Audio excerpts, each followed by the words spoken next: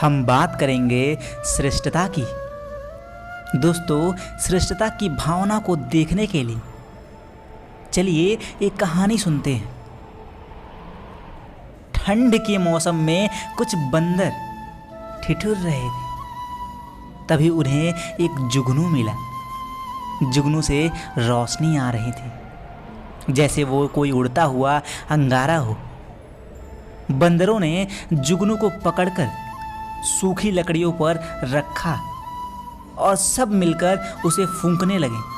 किसी गांव में इंसानों को देखा होगा छोटी सी चिंगारी को फूंक फूंक कर आग बनाते हुए। उन्होंने भी आग लगाने का प्रयास शुरू कर दिया। कुछ ही देर में जुगनू मर गया। उससे आ रहा प्रकाश बुझ गया। बंदरों ने दूसरे जुगनू को पकड़ लिया और फिर से फूंकना शुरू कर दिया। पास के पेड़ पर एक सियानी चिड़िया बैठी थी। बंदरों की मशक्कत देखकर चिड़िया ने बंदरों से कहा कि आप बेकार मेहनत कर रहे हैं। ये जुगनू है, चिंगारी नहीं। देखा नहीं मुझे जुगनू को खाते हुए? अगर ये आग होती तो मैं जल जाती। तुम सब बेकार मेहनत कर रहे हो।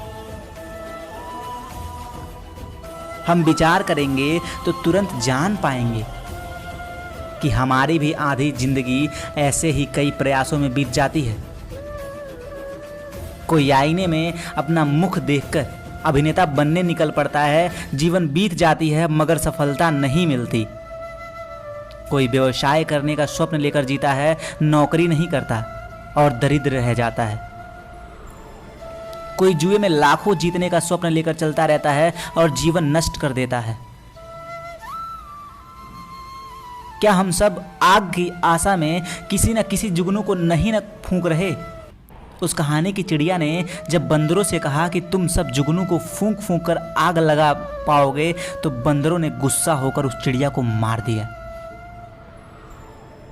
हमें भी जब कोई कहता है कि हम जिस स्वप्न को लेकर चल रहे हैं वह मिथ्या है, तो हमारा प्रतिभाव क्या ऐसा ही नहीं होता? क्या सलाह देने वाले पर हम गुस्सा नहीं हो जाते? अब ये भी आश्चर्य है कि एक ओर हम कहाँ जाते हैं। मनुष्य जब कोई स्वप्न लेकर मेहनत करता है तो अवश्य सफल होता है। दूसरी ओर ये भी कहा जाता है कि सारे स्वप्न सफल नहीं होते। समय आने पर जुगनू और चिड़िया का भेद समझना आवश्यक है। इस दुविधा का उपाय क्या है?